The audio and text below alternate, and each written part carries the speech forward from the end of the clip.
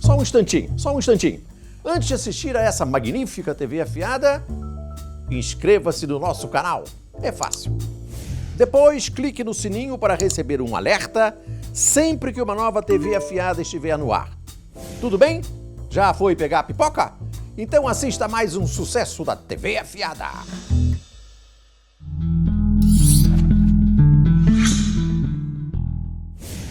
Olá, tudo bem? Eu vou entrevistar aqui na TV afiada o professor Alessandro Octaviani. Ele é professor de Direito Econômico e Economia Política da Faculdade de Direito da Universidade de São Paulo e acaba de lançar esse livro, Estatais no Mundo, Histórico no Brasil, Regime Jurídico, Governança. Trata do BNDES, da Caixa Econômica, da Petrobras, da Embrapa e da Sabesp. É um livro da editora Revista dos Tribunais. Nós já tivemos aqui na TV Afiada o prazer de entrevistar o Octaviani quando ele lançou o livro O Assassinato de JK pela Ditadura, Documentos Oficiais. Ele fez parte de uma equipe que reuniu documentos que provam de forma indesmentível, irrefutável, que a ditadura, sob a batuta do general Golbery, matou Juscelino na Via Dutra. Agora nós vamos falar de um assunto menos sangrento, ou quase, porque a discussão sobre as estatais no Brasil faz jorrar petróleo e sangue. A primeira pergunta que eu lhe faria, Octaviani, seria a seguinte: as estatais são um fenômeno mundial ou isso é coisa só de partido comunista, como a China, por exemplo? Paulo Henrique, as estatais, em primeiro lugar, uma honra estar aqui. Ora, que é isso? As estatais, as empresas estatais ou a ação empresária do Estado, Paulo Henrique, ela é um fenômeno mundial, ela é um fenômeno de governo que tem partido comunista, como a China, que é a economia capitalista que mais cresce no mundo. A China tem cerca de 150 mil estatais, mas ela também é um fenômeno que ocorre em países que são discursivamente só capitalistas, como o caso dos Estados Unidos, que tem cerca de 7 mil estatais, e a Alemanha, que tem cerca de 15 mil estatais. Na verdade, a ação empresária direta do Estado, ela ocorre em todas aquelas economias nas quais o Estado precisa dar conta da complexidade da economia contemporânea. Nós temos a ação financiadora do Estado, a ação estabilizadora do Estado, por exemplo. A crise de 2008 demandou dos estados uma ação do poder público de cerca de 7 trilhões de dólares.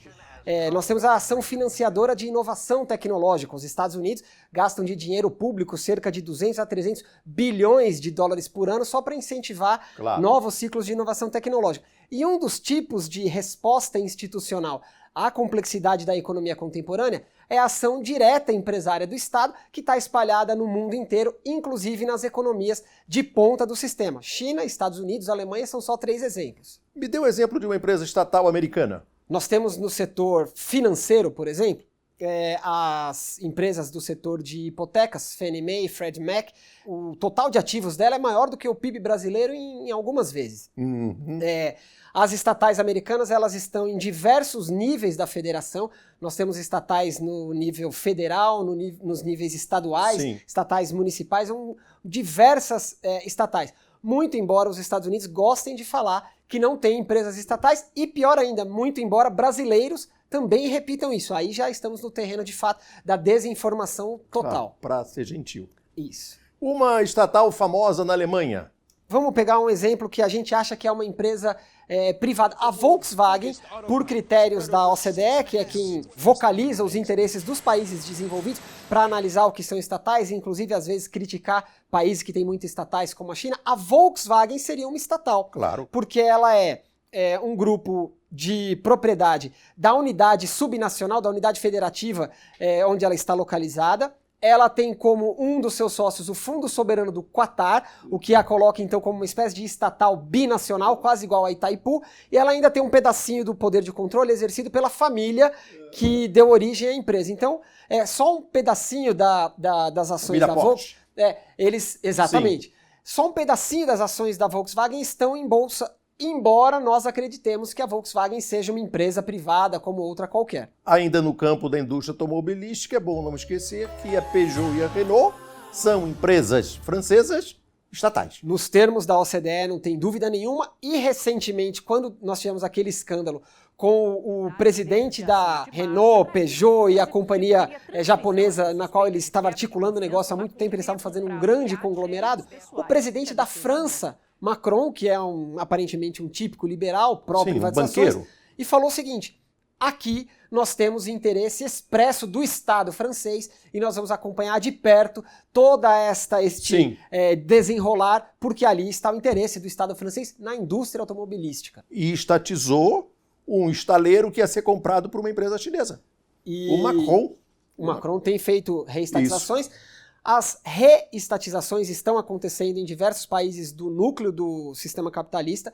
No caso da Alemanha, esse talvez seja um caso o mais notável, porque as empresas municipais, essas que basicamente atendem o nosso dia a dia, lixo, água, coisas do gênero, da década de 90 para cá, quando ocorreram as grandes privatizações, o que o consumidor alemão percebeu?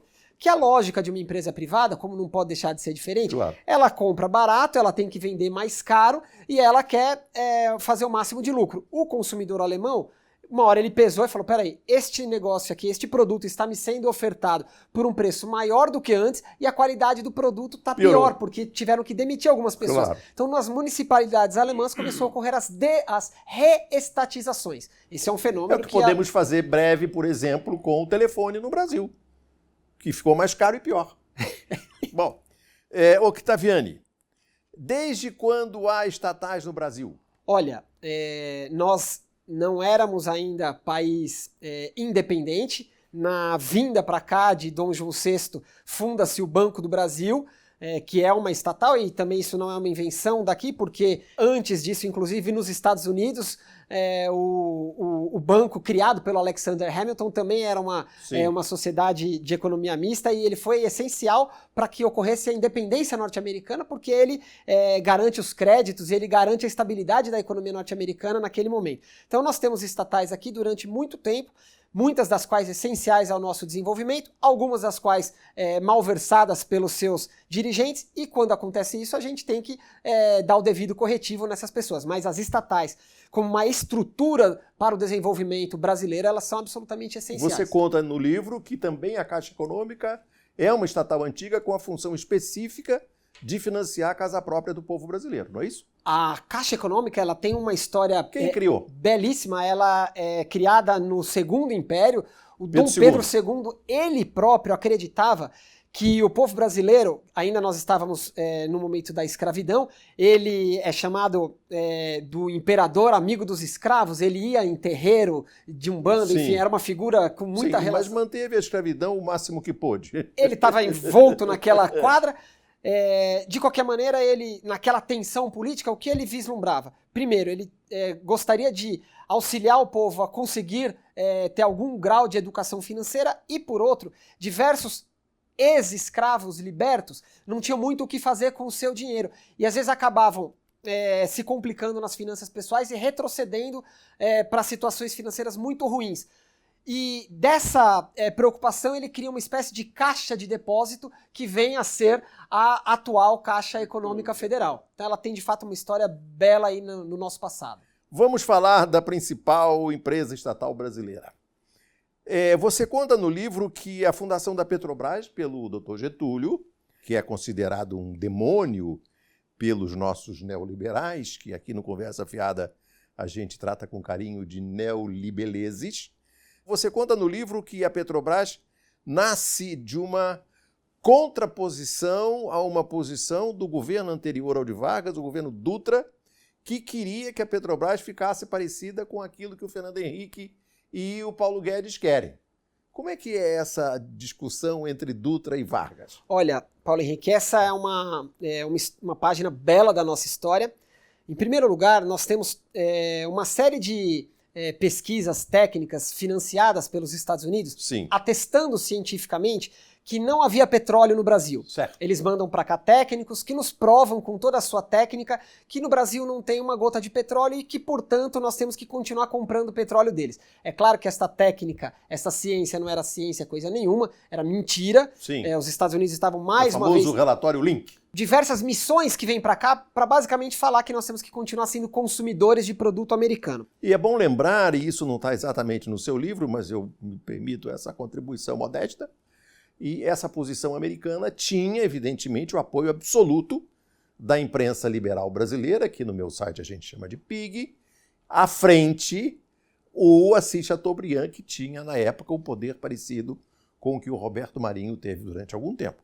O Assis Chateaubriand era o campeão dos interesses americanos petrolíferos. E, por isso, inimigo de Vargas. Sim.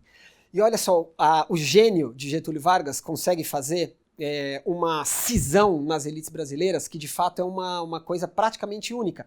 Ele cria um bloco nacionalista, Sim. que é composto por militares nacionalistas, engenheiros nacionalistas. Esses militares nacionalistas sumiram, né?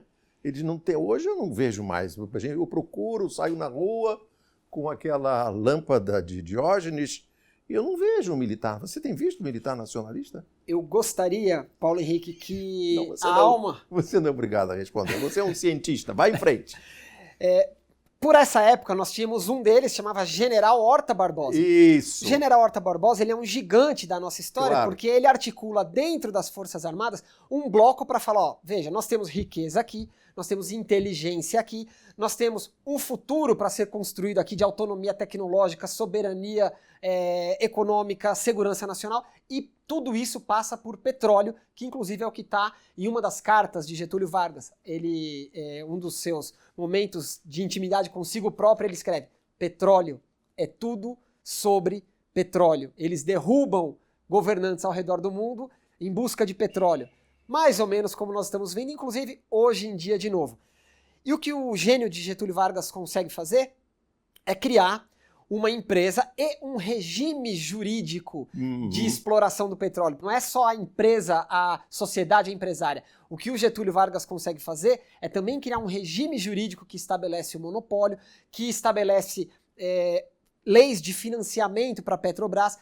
E ao redor da Petrobras cria-se um ecossistema tecnológico, tal qual nos diversos outros países do mundo, quando se tem uma boa riqueza, um produto relevante, aproveita-se aquela riqueza momentânea para pensar o futuro, para fazer daquela riqueza um trampolim para esse futuro tecnológico. Isso. É isso que o Getúlio fez.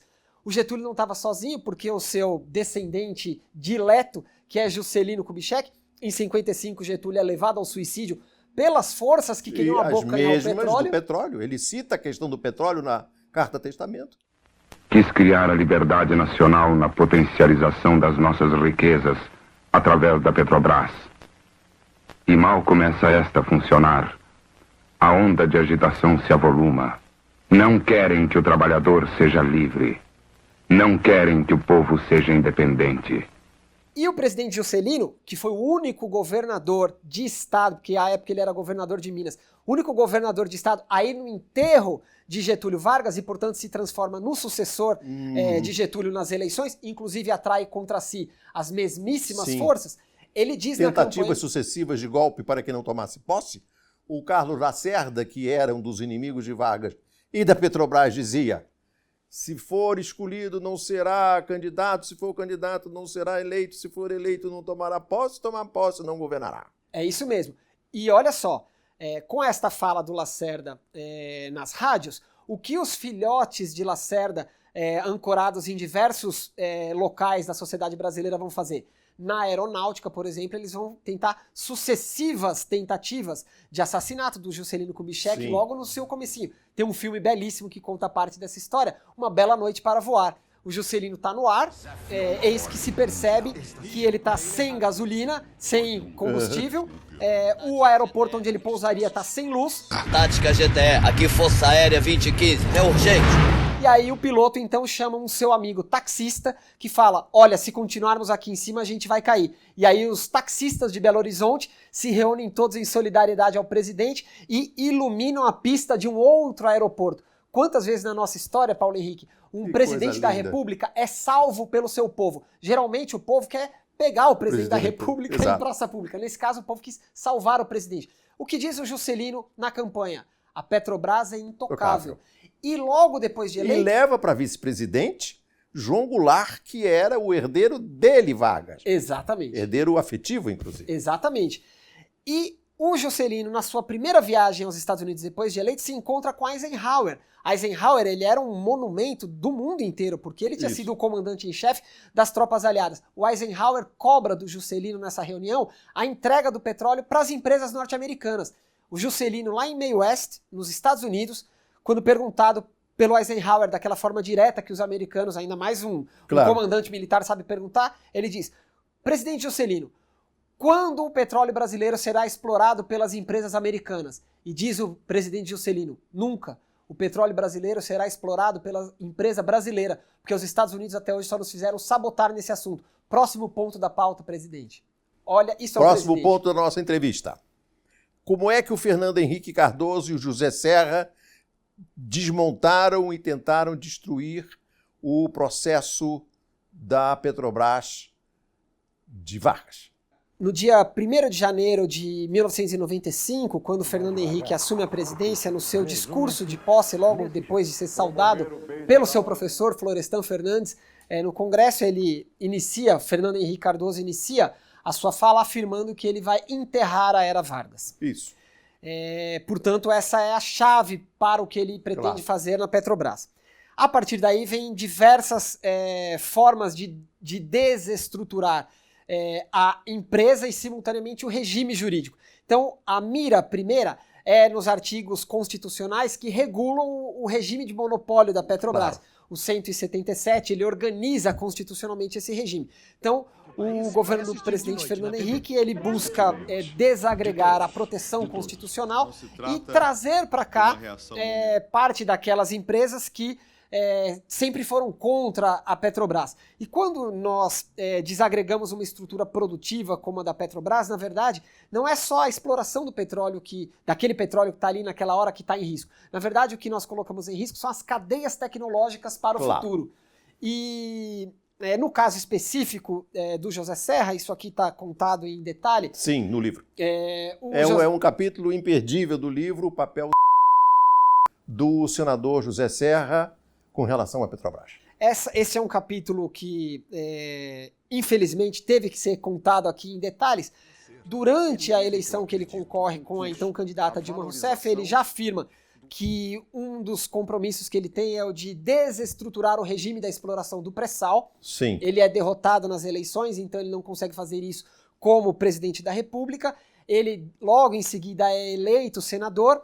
Aqui no livro nós traçamos e documentamos diversos encontros dele com as empresas as multinacionais do petróleo. Ele foi captado pelo Wikileaks, dizendo à diretora da Chevron no Brasil que ia acabar com essa história da Petrobras do PT. Exato. Aqui nós temos... vem essas revelações dos sites que buscam informações privadas. De fato, ali se revela que ele estava tendo essa conversa com as multinacionais do petróleo, ao que os seus defensores falam que isso é conspiração, que este site não tem, que essas informações não têm nenhuma credibilidade, e vai passando o tempo. O livro tem a vantagem de ser posterior a tudo isso. Vai passando o tempo, ele se transforma em senador, opera exatamente aquilo que os sites afirmavam que ele ia operaria. Fazer. E aí o governo Dilma, a presidenta Dilma, concorda com esta mesma proposta. Então, nesta associação simbiótica e trágica para o povo brasileiro entre PSDB e PT, nós temos a desagregação de uma boa institucionalidade para a exploração do pré-sal, que era aquele regime que estava constituído. Você conta também no seu livro que uma singularidade da empresa estatal norueguesa chamada Statoil. Agora, no regime do presidente ladrão, como a gente diz de conversa fiada, o Temer, o presidente da Petrobras, que a gente chama de Pedro Malan Parente, pela semelhança ideológica, ele conseguiu entregar um pedaço do pré-sal à Statoil. Ou seja, ele pegou um pedaço da estatal brasileira e entregou à estatal norueguesa. Muito bem. E você conta no livro que a Statoil tem como uma das características adiar a distribuição dos lucros para investir no desenvolvimento tecnológico nesse campo da inovação que você cita, sendo a Noruega uma das pioneiras na exploração do petróleo no fundo do mar, no Mar do Norte. Então, fala um pouco sobre essa estratégia de não dar lucro. Olha, em primeiro lugar, empresa estatal no ordenamento jurídico brasileiro não precisa dar lucro como empresa privada. Não. Ela precisa ter uma boa gestão para cumprir a sua função constitucional. Nós temos dois Qual é a tipos. função constitucional dela? A empresa estatal, na Constituição brasileira, nós temos no artigo 3º, nós temos um mandamento constitucional que basicamente fala: o Brasil tem que superar o subdesenvolvimento. Superar o subdesenvolvimento é adquirir capacidade de autonomia econômica interna, para que a gente não fique dependente de choques externos, Claro. e nós temos que ter uma condição de vida digna dentro do nosso país. Esse é o programa constitucional que está na Constituição. Portanto, as estatais que são criadas, elas são integrantes da administração pública, não para outra coisa, salvo para cumprir a Constituição. Claro. Portanto, o princípio jurídico retor, definidor do que deve ser a gestão de uma estatal é a Constituição Federal. Qualquer outra coisa é anticonstitucional. Claro. Portanto, no caso da Petrobras, ela tem que ser organizada para cumprir a Constituição. E aí agora a gente vai fazer uma analogia com a Statoil, que é a estatal do petróleo norueguesa. Nós temos um artigo na Constituição, o artigo 219, que afirma que o mercado interno é patrimônio nacional. Sim. E que será incentivado de modo a viabilizar a autonomia tecnológica. Se nós pegarmos o artigo 3º, que traz a pauta de superação do subdesenvolvimento, o artigo 219, que traz a pauta da autonomia tecnológica, nós certamente temos guarida constitucional para afirmar que uma estatal como a Petrobras, ela não tem como missão dar lucro aos seus acionistas privados, mas ela pode ser um instrumento de planejamento da economia brasileira para que nós alcancemos um outro patamar. E, inclusive, sem Petrobras, nós não temos transporte no Brasil para o agronegócio. Não. Sem Petrobras, nós não temos toda a cadeia de petroquímicos que movimenta a nossa economia. Sem Embrapa, nós não temos toda a exportação que o agronegócio traz de benefício para a economia brasileira. Ainda veremos a Miriam Leitão exigir que a Embrapa dê lucro. Olha, se alguém... O Instituto Oswaldo Cruz, por exemplo, então, tem que dar lucro. Então, se alguém vier com uma proposta como essa, eu terei que lembrar que em 2017, nossa economia exportou gloriosos 83 milhões de toneladas de grãos. Sem a Embrapa isso aqui não existia. Não. Então, se nós não levarmos em conta que a Embrapa é uma infraestrutura científica essencial para o nosso agronegócio, nós não podemos explicar o lucro que o agronegócio tem. Então, sem estatal, uma economia como a brasileira, sem algumas das nossas estatais, nós simplesmente não andamos. E isto é assim em todo o país do mundo. Professor Octaviani, o que o senhor acha dessa ideia? Nós já respondemos aqui, obviamente, a questão de aumentar ou não aumentar o diesel. Mas eu lhe pergunto, e essa ideia do Guedes, desse gênio de Chicago, de querer vender as estatais, vender tudo? Ele quer vender tudo para salvar o buraco do governo. Qual é a sua avaliação disso? Olha só, eu estou com alguns dados aqui. Em 2018, agora esses dados estão consolidados, os 5 principais grupos econômicos estatais deram um lucro consolidado de cerca de 70 bilhões de reais.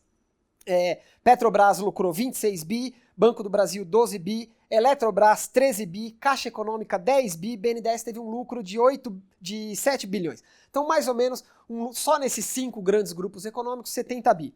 Tem uma notícia do Globo, 28 de março de 2019, lucro das maiores empresas estatais é o mais alto já registrado. Portanto, nós temos um conjunto de empresas que alcançou o seu recorde de lucro. Bom, aí nós temos uma outra notícia, de 23 de janeiro desse ano. Paulo Guedes quer arrecadar cerca de 75 bilhões com a venda das estatais. Então essa conta é mais ou menos assim. Nós vamos vender as nossas empresas, no caso ele está falando de vender tudo, ele gostaria de vender tudo, então nós vamos vender as nossas empresas mais ou menos para arrecadar o que elas deram de lucro. Então assim, de fato, eu tenho 2 desafios a fazer para essa lógica econômica. O primeiro é o seguinte, o atual secretário das privatizações, que é um empresário muito bem sucedido, muito competente... Salim Matar, da Localiza. O Salim da Localiza. A empresa Localiza lucrou no ano de 2018 659 milhões de reais. Que beleza. É uma belíssima empresa, gerida por uma pessoa de alta competência, Isso. que agora vai gerenciar o programa de privatizações. Isso. Se ele achar que é um bom negócio vender a empresa dele por 1 ano de lucro, aí eu acho que pode ser um bom negócio vender as nossas por um ano de lucro. Só que eu tenho um outro desafio também para fazer, que é o seguinte, olha... Ô, Octaviani, você está desmoralizando o pessoal. Mas olha só, em 2017, a lista da Fortune Global incluiu 48 estatais chinesas no total das 500 maiores empresas do mundo. O lucro das empresas do governo central chinês foi de 217 bilhões de dólares. Se nós convencermos a China a vender essas estatais pelo lucro que elas deram em um ano, também é um bom jeito de fazer negócio. Por quê? No Salim como empresário, eu acredito. Nos chineses como empresários, eu acredito. Sim. Se eles dois toparem isso, aí eu acho que esse é um bom jeito. Se nós não convencermos os dois a fazer isso, aí eu acho que a gente precisa melhorar o nível do debate, Paulo Henrique. Aí essa proposta não está muito séria. Professor Octaviani, eu elogio, antes de mais nada, o seu senso de humor e não deixem de ler Estatais. Alessandro Octaviani e Irene Patrícia Nohara, da Revista dos Tribunais. Vocês lendo o livro não terão noção do senso de humor do Octaviani que vocês puderam captar agora nessa magnífica entrevista. Obrigado. Eu que agradeço. Muito bem. Gostou dessa TV afiada? Ela está cada vez mais afiada, não é mesmo? Então, se você gostou mesmo, não se esqueça de deixar o seu like e fazer o seu comentário, porque senão... Se você ainda não se inscreveu no canal da TV Afiada, basta clicar no botão inscrever-se. Depois, ative o sininho para receber um aviso sempre que um novo vídeo for ao ar. E a melhor parte é de graça! Boa sorte!